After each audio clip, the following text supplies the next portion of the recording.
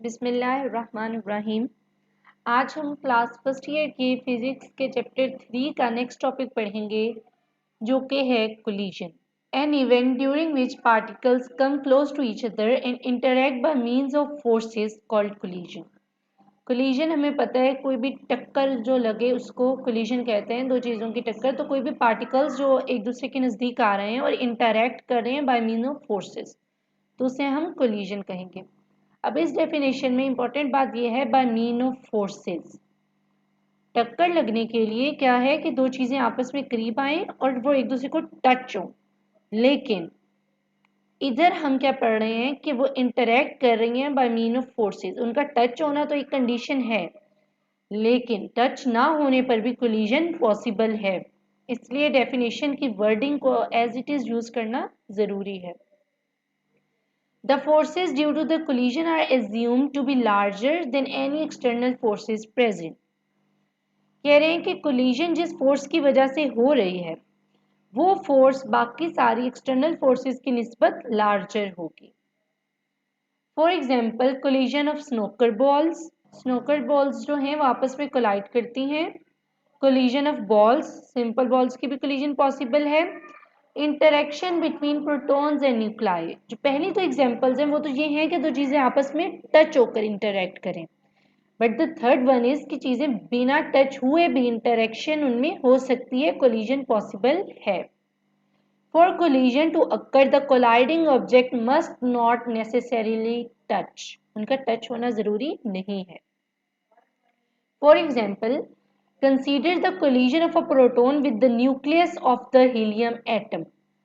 Proton और helium atom का nucleus, अब ये आपस में टच तो नहीं हो रहा है, बट ये आपस में कोलाइड कर रहे हैं due to the force. Charge fields जो हैं और ये दोनों पे पॉजिटिव चार्ज है, तो ये क्या होगा, एक दूसरे को रिपेल करेंगे जब एक दूसरे के पास आएंगे। इनकी फोर्सेस जो हैं वो एक दूसरे पे इस तरह एग्जर्ट हो रही हैं कि वो रिपेल हो रहे हैं, तो ये भी एक कोलिजन हो गई। Because the two particles are positively charged, they repel each other in their approach. जब भी वो उनके अप्रोच में एक दूसरे के आएंगे तो फौरन रिपेल हो जाएंगे। A collision has occurred, but the colliding particles were never in contact. वो एक दूसरे से कांटेक्ट में नहीं है, बट collision occur हो गई है। Elastic collision, the collision in which momentum and kinetic energy of the system is conserved, is called elastic collision.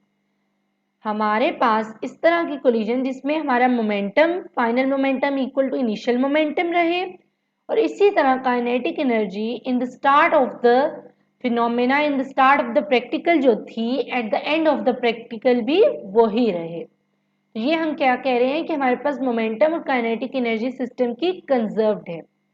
For example bouncing back of a hard ball from a marble floor is approximately N elastic collision, कि एक hard ball जो है वो marble floor से bounce back हो रही है।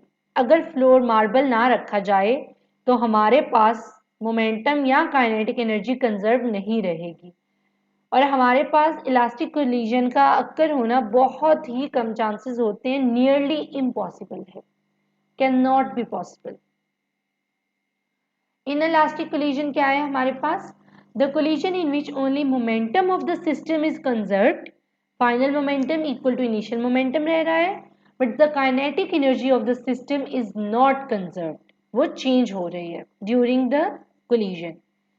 Such kind of collision is called inelastic collision. For example, bouncing back of a hard ball from sandy floor, floor sandy हो। The second one is kinetic energy change हो रही है इसमें, collision of two tennis balls. Note क्या है हमारे पास, momentum and total energy are not conserved in all types of collision, हमारे पास कंजर्व नहीं रह रही होती। परफेक्ट इलास्टिक कोलिजन, ना मोमेंटम का लॉस हो ना काइनेटिक एनर्जी का, वो हमारे पास can not be possible. Solid reasons for loss of kinetic energy. In case of inelastic collision, the loss of kinetic energy is due to friction of ball with floor. जब ball हमने floor की तरफ throw की है वहां से वो bounce back हो रही है, तो जब वो कोलाइड हुई है, जब टच हुए हैं बॉल और फ्लोर, तो हमारे पास फ्रिक्शन अक्कर हुई है जिसमें काइनेटिक एनर्जी का लॉस हुआ है। Friction of ball and air, air में भी पार्टिकल्स हैं जो बॉल से थोड़ा बहुत कोलाइड कर रहे हैं, फ्रिक्शन एग्जिस्ट कर रही है, तो काइनेटिक एनर्जी लूज हो रही है। Sound and heat produces during collision, जब कोलाइड होता है तो हीट प्रोड्यूस होती है और कोई ना कोई बहुत ही, चाहे हम उसे नहीं सुन पा रहे, बट एक साउंड प्रोड्यूस हो रही है जो कोलिजन की साउंड है। तो ये हमारे पास रीजंस हैं काइनेटिक एनर्जी के लॉस होने की, जिसकी वजह से हमने कहा कि perfect elastic collision can not be possible. ये था हमारा आज का लेक्चर। आई होप आपको ये टॉपिक क्लियर हुआ होगा। अगर आपकी कोई भी कंफ्यूजन है तो आप कमेंट सेक्शन में पूछ सकते हैं। इस वीडियो को लाइक करें, कमेंट करें, शेयर करें और चैनल को ज़रूर सब्सक्राइब करें।